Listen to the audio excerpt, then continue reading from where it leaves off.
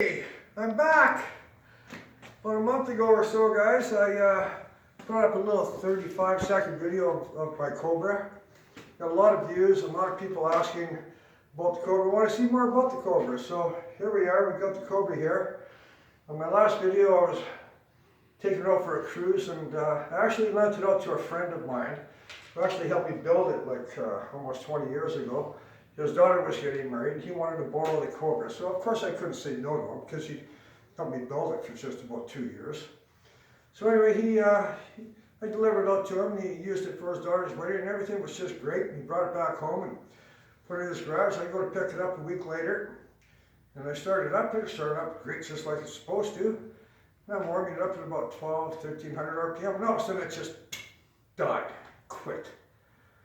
Cranking, I got no spark. So, okay, he's 50 miles away from my house, I'll come back and get it later. So, me and my youngest boy went up, picked it up about, I don't know, a week or 10 days later, put it on the trailer. It hadn't rained here in Edmonton for like 6 weeks. The day we picked it up, put it on the trailer, a thunderstorm happens while we're driving down the highway. So the car just got soaked. I was not happy at all. I got a little 20-second video on that maybe you'll see someday.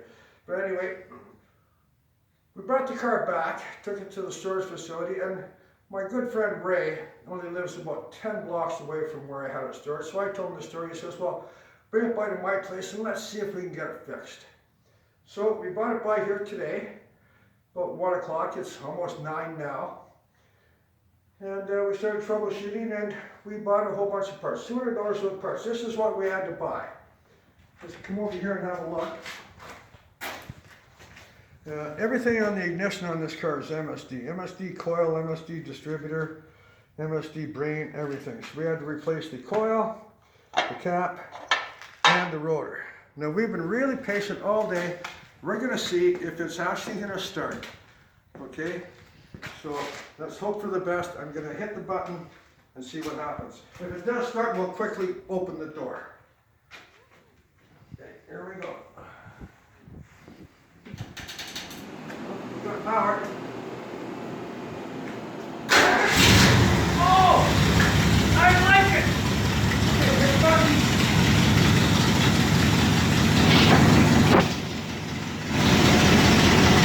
Oh, gotta love it when the plan comes together, eh?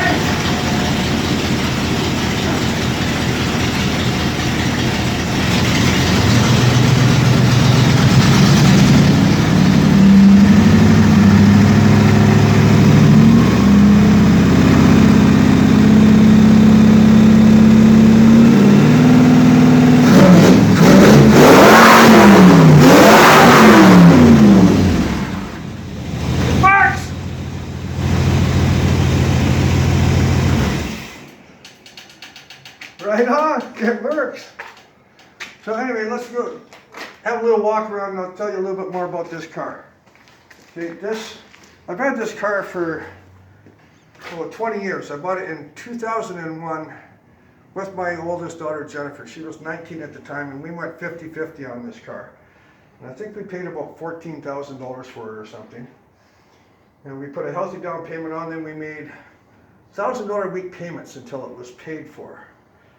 And then just after we got it paid for, I took it out and got into an accident with it where a tractor trailer drove over top of the car with its trailer wheels. It was not pretty. I was off work for 2 years and 18 months of physiotherapy and it cost $42,000 to fix the car. We did eventually fix the car and this is what it turned out to be like. It was actually originally built in 1985, so it's registered as a 1985 U-build. This is how they do it in Alberta, Canada. And it was originally built by a school teacher in Sherwood Park. So after the accident, we had to put a brand new body on it. And this body here, we bought it from Eastern United States. And there was no paint on this body. It's a beautiful green color. It's a replica. It's not, a true Shelby Cobra. But this beautiful green is not paint. It is just like a boat. It's all gel coat. So It's a little bit unique. There's a lot of replicas out there, but not very many of them are built like this. It's just got a little 302 in it. You're gonna see what's going on here. It looks fairly clean. Doesn't have a lot of horsepower. I'm saying we're probably pushing maybe a little over 200 horsepower. It's got headers, 4-barrel cam, MSD ignition, all that kind of stuff, but nothing really fancy. It's got an automatic transmission with a B&M shifter in it. It's got 5-point harnesses. And I know the 5-point harnesses are illegal in Alberta, but you know, it is what it is. It's just about died in this car. If it weren't for the seat belts, I probably would have died. So anybody wants to give me a ticket for it, they can give me a ticket for it.